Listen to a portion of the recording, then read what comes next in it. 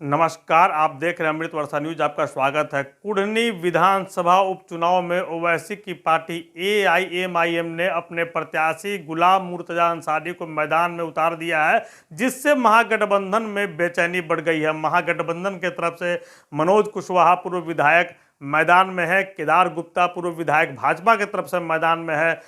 मामले को चतुष्कोणीय रूप देने के लिए विकासशील इंसान पार्टी, जी हां, मुकेश सहनी की वीआईपी पार्टी ने नीलाभ कुमार को मैदान में उतारा है, जो यहां के पूर्व विधायक के पौत्र हैं और युवा नेता हैं। सवर्ण समाज, भूमिहार समाज से आते हैं और भूमिहार मतदाताओं की बड़ी संख्या है कुढ़नी विधानसभा में।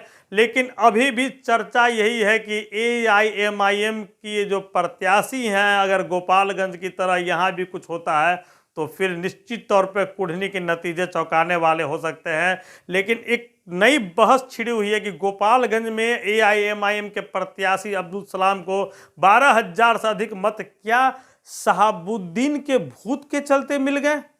जी हाँ, दिवंगत सांसद शहाबुद्दीन, जो राजद के मजबूत पिलर थे, कोरोना काल में दिल्ली के तिहाड़ जेल में बंद थे और तिहाड़ से इलाज के लिए अस्पताल गए, जहां अस्पताल में उनकी मौत हो गई। और उनके मौत के बाद जमकर उनके समर्थकों ने सोशल मीडिया में बवाल काटा था। उसके बाद से कई बार ये खबरें सामने आते रही कि दिवंगत सांसद शहाबुद्दीन की पत्नी हिना शहाब या उनके पुत्र ओसामा साहब राजद से नाराज चल रहे हैं। पिछले बार जो राज्यसभा के लिए उम्मीदवारों की घोषणा किया गया था आरजेडी के द्वारा, तब उसके बाद हिना शहाब ने राजद के तमाम जिम्मेदारियों से, पदों से इस्तीफा दे दिया था। और हिना शहाब, उस समय चर्चा चली थी हिना शहाब के रास्ते राजद से जुदा हो सकते हैं। हालांकि हिना शहाब या शहाबुद्दीन के पुत्र ओसामा साहब अभी किसी दूसरे दल में नहीं गए हैं। लेकिन गोपालगंज में जो मुस्लिम वोटर्स के फैक्टर प्रभावित किया चुनाव परिणाम को, उसको लेकर यही माना जा रहा है, ये विश्लेषकों के द्वारा यह माना जा रहा है कि वहां शहाबुद्दीन फैक्टर काम कर गया।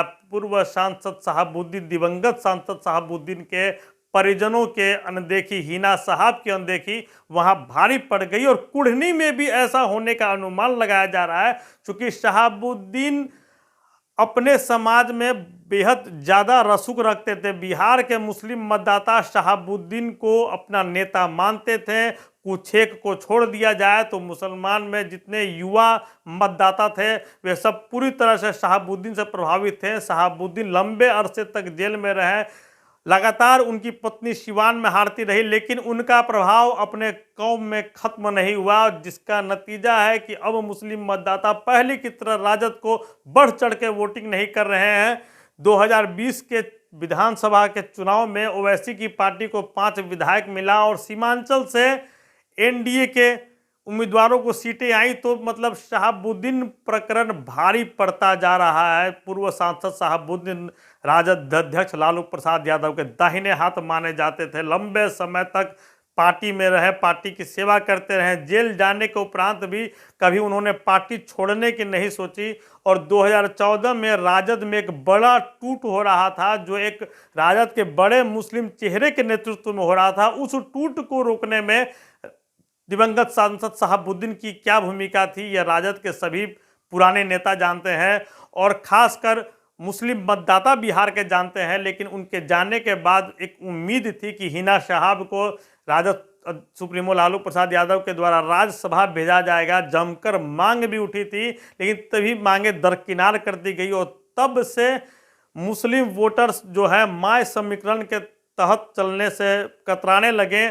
एक बड़ा हिस्सा मुस्लिमों का वोट राजद को, कांग्रेस को जरूर करता है, मतलब राजद कांग्रेस गठबंधन को जरूर करता है। इस बार जदयू भी साथ है तो हो सकता है परसेंटेज बढ़ सकती है। लेकिन उसके बावजूद जो पहले पूरे वोट मिलते थे, अब वे पूरे वोट नहीं मिल रहे हैं, जिसका नतीजा चुनाव परिणाम प्रभावित होते जा रहे हैं। गोपालगंज में आपने देखा, कुढ़नी की बारी है, कुढ़नी में 25,000 के करीब मुस्लिम मतदाता हैं। और ऐसे में अगर ओवैसी की पार्टी के उम्मीदवार गुलाम मुर्तजा अंसारी भी गोपालगंज की तरह कमाल दिखा देते हैं, तो यहाँ भी महागठबंधन के उम्मीदवार के लिए जीत पाना टेढ़ी खीर हो जाएगी। तो कुढ़नी के मुस्लिम मतदाताओं के दिल में क्या है और कहां तक वहां शहाबुद्दीन फैक्टर काम करता है, शहाबुद्दीन के भूत का क्या प्रभाव पड़ता है कुढ़नी के मुस्लिम मतदाताओं पर, यह देखने के लिए हमें नतीजों का इंतजार करना पड़ेगा। बहरहाल 5 दिसंबर को वोटिंग है और कुढ़नी विधानसभा में जमकर चुनाव प्रचार हो रहे हैं।